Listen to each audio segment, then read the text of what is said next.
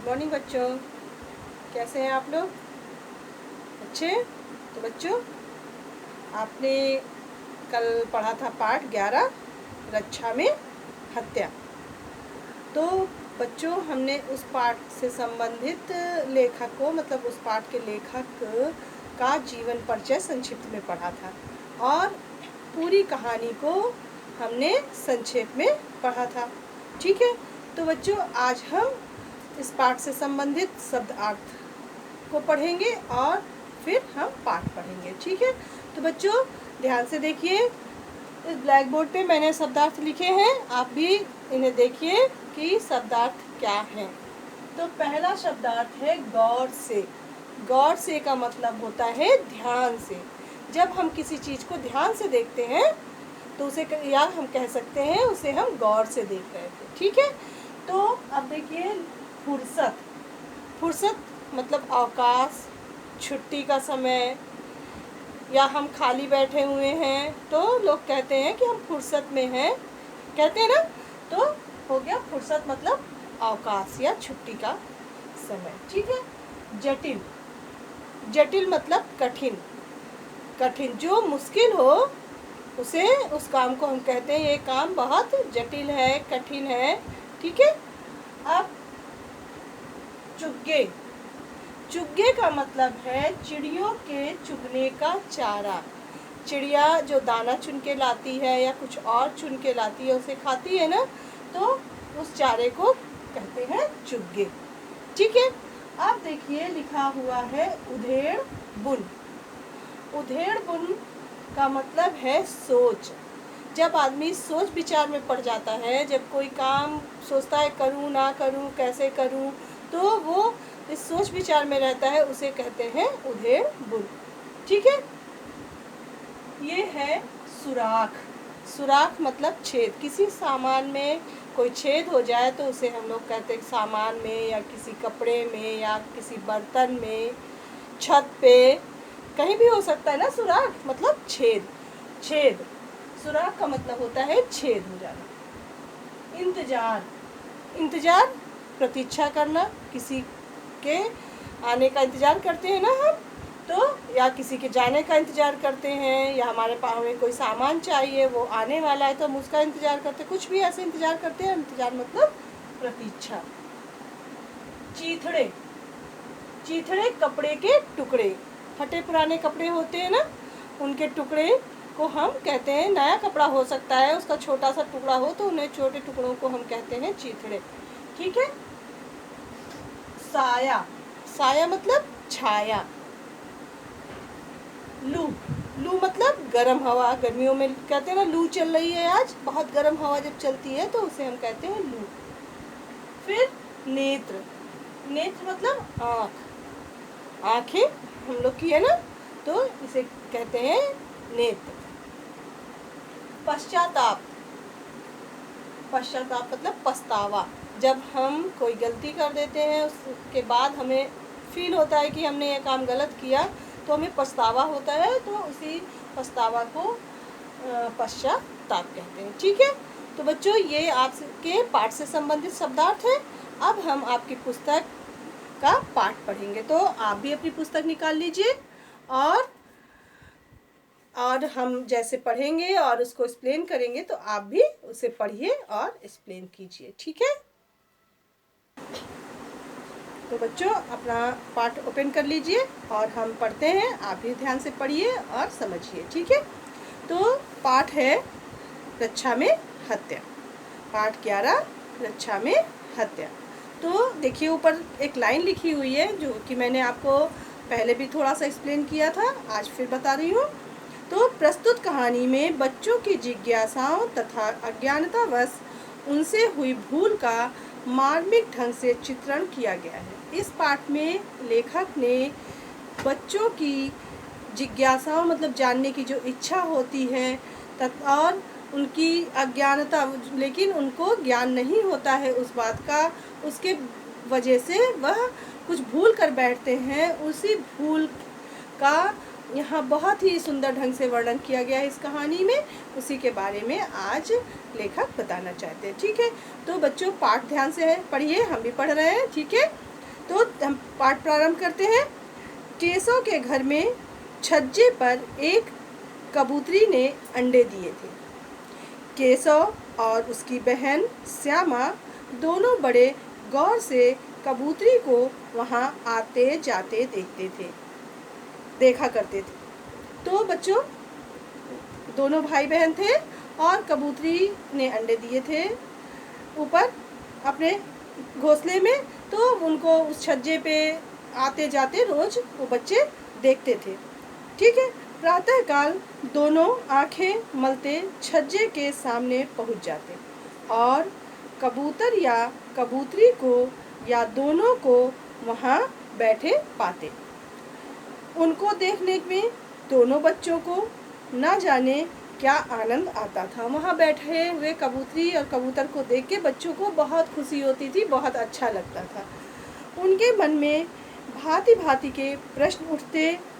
अंडे कितने बड़े होंगे, वो सोचते रहते कि इनके अंडे जो घोंसले में हैं वो कितने बड़े होंगे, कैसे होंगे, किस रंग के होंगे, वो किस रंग के अंडे होंगे, कितने होंगे, गिनती में वो कितने होंगे, 2 होंगे, 4 होंगे, 5 होंगे। इस तरह का उनके मन में विचार चलता रहता था और वो आपस में एक दूसरे से बातें करते थे भाई बहन की कैसे वहाँ अंडे होंगे, किस रंग के होंगे, कितने होंगे, उनमें से बच्चे कैसे निकल आएंगे, बच्चों के पंख कैसे निकलेंगे, घोंसला कैसा है।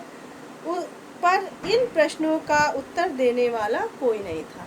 ये दोनों भाई बहन आपस में ये सब प्रश्न सोचते मन में, लेकिन उनको इन प्रश्नों के उत्तर देने वाला कोई नहीं था, क्योंकि वो किससे पूछे। अगर इस तरह की बातें पूछते हैं कभी कभी बच्चे, तो क्या होता है कि मम्मी पापा डांट देते हैं कि हमेशा तुम फालतू की बातें करते रहते हो, जाओ और कुछ और करो।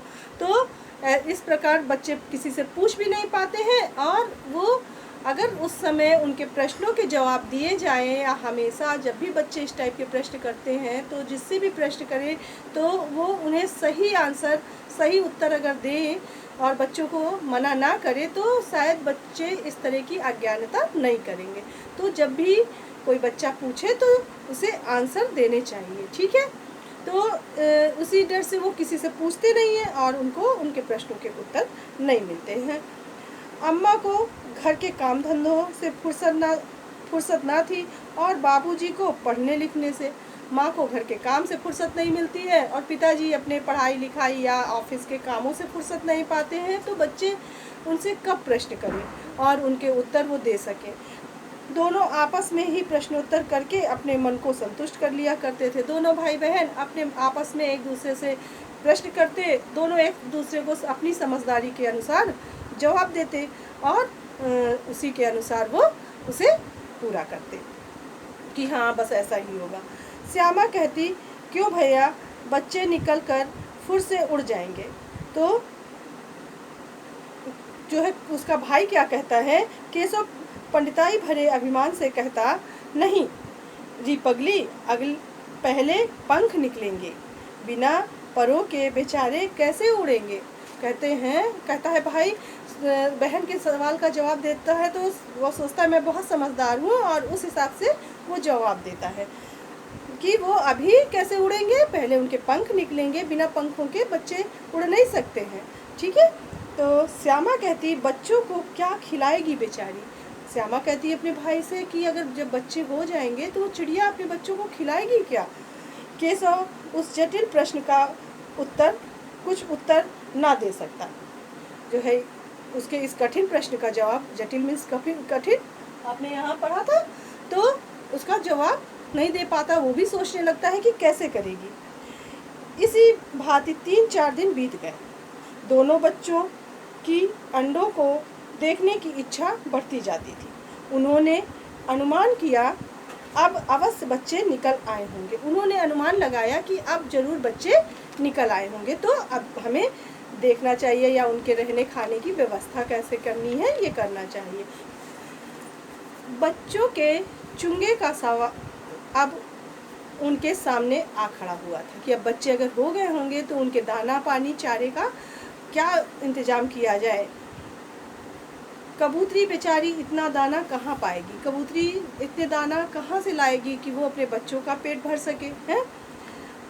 कहाँ पाएगी कि सारे बच्चों का पेट भरे। गरीब बच्चे भूख के मारे चू चू कर मर जाएंगे। सोचने लगे कि ये छोटे छोटे बच्चे भूख के मारे मर जाएंगे, तो क्या करना चाहिए, ये सोचने लगे वो लोग। इस विपत्ति की कल्पना करके दोनों व्याकुल हो गए। व्याकुल मतलब परेशान हो गए कि अब हमें क्या करना चाहिए। दोनों ने निश्चय किया कि छज्जे पर थोड़ा सा दाना रख दिया जाए, कि उस छज्जे पर अगर थोड़े दाने रख दिए जाएं किसी भी चावल के, गेहूं के या कोई और अनाज के, तो वो उसे चुंग चुंग के खिला देगी और उसे कहीं जाना नहीं पड़ेगा।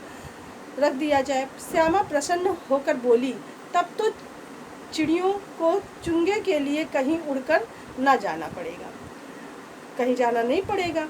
केशव ने कहा, तब क्यों जाएगी, तब तो उसके पास दाने रहेंगी तो वो चुंगने के लिए क्यों जाएगी। श्यामा ने फिर पूछा, क्यों भैया, बच्चों को धूप न लगती होगी। श्यामा उसकी बहन पूछती है कि भैया उन छोटे छोटे बच्चों को धूप नहीं लगेगी, इतनी तेज धूप यहाँ पे आती है। केशव का ध्यान इस कष्ट की ओर ना गया था। अवश्य कष्ट हो रहा होगा, बेचारे प्यास के मारे तड़पते होंगे। ऊपर कोई छाया भी नहीं है, कि उसने धूप ना लगे।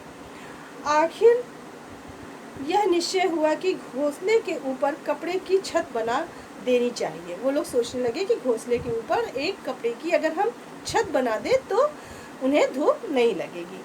पानी की प्याली और थोड़े से चावल रख देने का प्रस्ताव भी पास हो गया। मतलब उन लोगों ने निश्चित कर लिया कि हमें वहाँ चावल के थोड़े दाने रखने चाहिए और पानी रखना चाहिए और कपड़े से छत बनानी चाहिए। ये तीनों बातें उन लोगों ने निश्चित कर ली कि ये काम हमें करना है। दोनों बच्चे बड़े उत्साह से काम करने लगे। श्यामा अम्मा की आंख बचाकर मटके से चावल निकाल लाई। केशव ने पत्थर की प्याली का तेल चुपके से जमीन पर गिरा दिया और खूब साफ करके उसमें पानी भरा। उन्होंने उसकी बहन जाके घर से चावल ले आई मटके से, और भाई एक पत्थर की प्याली जिसमें तेल रखा था उसको फेंक दिया और उसको साफ करके उसमें पानी भरा। अब चांदनी के लिए कपड़ा कहाँ से आए। चांदनी मतलब जो ऊपर पर्दा बनाना था, तंबू बनाना था। अब ये सोचने लगे उसके लिए कपड़ा कहाँ से लाए। फिर ऊपर बिना तीलियों के कपड़ा ठहरेगा कैसे, और तीलियाँ खड़ी कैसे होंगी। अब सोचने लगे कि अगर मान लो हम उस पर जाके बना भी दें छत, लेकिन उस छत को बनाने के लिए जो डंडे या लगाने पड़ते हैं ना ऊपर चांदनी लगाने के लिए, तो वो बिना उसके कैसे, और अगर वो छोटी छोटी स्टिक वहाँ पे रुकेंगी कैसे, ये सोचने लगे वो लोग। फिर केशव बड़ी देर तक इसी सोच विचार में, उधेड़-बुन आपने पढ़ा था ना, ये सोच विचार। तो जब ये बात सोच के वो सोचने लगा, उधेड़-बुन में रहा, सोचता विचारता रहा कि क्या करूं। अंत में उसने यह समस्या भी हल कर ली। श्यामा से बोला, जाकर कूड़ा फेंकने वाली टोकरी उठा ला, अम्मा को मत बताना। जा टोकरी को उठा ला, जो जिसमें माँ कूड़ा रखती है, और अम्मा को बताना नहीं है। श्यामा बोली, वह तो बीच में से टूटी हुई है, उसमें से धूप न जाएगी। बहन ने कहा भाई से कि जब हम डलिया जो है वो टूटी हुई है तो वहाँ से उसमें धूप नहीं जाएगी। तो केशव ने गुस्सा कर उससे कहा, केशव ने झुंझला कर कहा, तू टोकरी तो ला, मैं उसका सुराख मतलब छेद बंद करने का कोई तरीका निकाल लूँगा। तो वो लाती है डलिया और भाई को देती है। श्यामा दौड़कर टोकरी उठा लाई। केशव ने उसके सुराख में थोड़ा सा कपड़ा ठूस दिया और तब टोकरी को एक टहनी से टिका कर बोला, देख ऐसे ही घोंसले पर इसकी आड़ कर दूंगा, तब कैसे धूप जाएगी। कहने लगा, इसी तरह से मैं टिका के उनके घोंसले के सामने रख दूंगा, तो बता कैसे धूप जाएगी। तो धूप नहीं जाएगी, ठीक है। श्यामा ने मन में सोचा, भैया कितने चतुर हैं, वो बहन सोचने लगी कि मेरा भाई कितना होशियार है, कितना समझदार है, उसने छेद को, सुराख को बंद करने का इंतजाम सोच लिया। गर्मी के दिन थे, बाबूजी दफ्तर गए हुए थे। माँ दोनों बच्चों को कमरे में सुलाकर खुद सो गई थी, पर बच्चों की आंखों में आज नींद कहाँ। उन बच्चों को आज नींद नहीं आ रही थी, क्योंकि उनका एक काम बाकी था, जिस काम को करना चाहते थे, तो पूरा दिमाग मन उनका वहीं पे लगा था, इसलिए उन्हें नींद नहीं आ रही थी। अम्मा को बहकाने के लिए दोनों दम साधे, मतलब सांस बंद कर, मतलब ऐसा लग रहा था कि आंखें बंद करके वो सो गए हैं। दम साधे आंखें बंद किए मौके का इंतजार कर रहे थे। सब ऐसा लग रहा था कि सो गए हैं, माँ भी सोची बच्चे सो गए हैं, और वो इंतजार कर रहे थे कि माँ अब कब सो जाए तो हम अपना काम करने के लिए जाएं। जो ही मालूम हुआ कि अम्मा अच्छी तरह सो गई, दोनों चुपके से उठे और बहुत धीरे से द्वार की सिटकनी खोलकर बाहर निकल आए। अंडों की रक्षा करने की तैयारियां होने लगी। अब उन बच्चों ने क्या किया, बाहर निकल के आए और करने लगे कि अब हमें उसमें क्या क्या करना है। ठीक है, तो केशव कमरे से एक स्टूल उठा लाया, पर जब उससे काम न चला तो नहाने की चौकी लाकर स्टूल के नीचे रखी और डरते डरते स्टूल पर चढ़ा। श्यामा दोनों हाथों से स्टूल को पकड़े हुए थी। स्टूल के चारों पाए बराबर नहीं थे, जरा सा दबाव इधर उधर होने से वह हिल जाता था। उस समय केशव को कितना संयम करना पड़ता था, यह उसी का दिल जानता था। दोनों हाथों से दीवार का सहारा लेता और श्यामा को दबी आवाज में डांटता, अच्छी तरह पकड़, नहीं तो उतरकर बहुत मारूंगा। मगर बेचारी श्यामा का मन तो ऊपर छज्जे पर था। बार बार उसका ध्यान ऊपर चला जाता और हाथ ढीले पड़ जाते। तो बच्चों, इस प्रकार वो चढ़ के छज्जे तक पहुंचने की कोशिश करने लगे। केशव ने ज्यों ही दीवार के बढ़े हुए छज्जे पर हाथ रखा, दोनों कबूतर उड़ गए। केशव ने देखा कि छज्जे पर थोड़े से तिनके बिछे हुए हैं और उस पर अंडे पड़े हैं, जैसे घोंसले उसने पेड़ों पर देखे थे। यहाँ ऐसा कोई घोंसला नहीं था। तो बच्चों, आज हम लोग यहीं तक पढ़ेंगे। ऐसे के बाद हम अगला आधा पार्ट अगले दिन पढ़ेंगे। तो बच्चों, यहाँ तक हमने ये पढ़ा कि उस बच्चों ने कैसे सारी चीज़ें सोची और सारा इंतजाम करके वो उस घोंसले तक पहुँच गए जहाँ पे चिड़िया ने या कबूतरी ने अंडे दिए थे। और बच्चों के पहुँचते के साथ ही कबूतर और कबूतरी उड़ गए। तो उन्होंने ध्यान से देखा कि इस छज्जे पे अब उस जैसे पेड़ों पे घोंसला होता है वैसा घोंसला नहीं है। तो बच्चों, आज हम इतना ही पढ़ेंगे। नेक्स्ट डे हम फिर से आपको इसका आगे का आधा पार्ट पढ़ाएंगे। तब तक आप अपनी कॉपी पे ये शब्दार्थ लिखिए और शब्दार्थ याद कीजिए। ठीक है, आधा पार्ट हम अगले दिन पढ़ेंगे और एक्सप्लेन करेंगे। तो तब तक के लिए बच्चों, थैंक यू।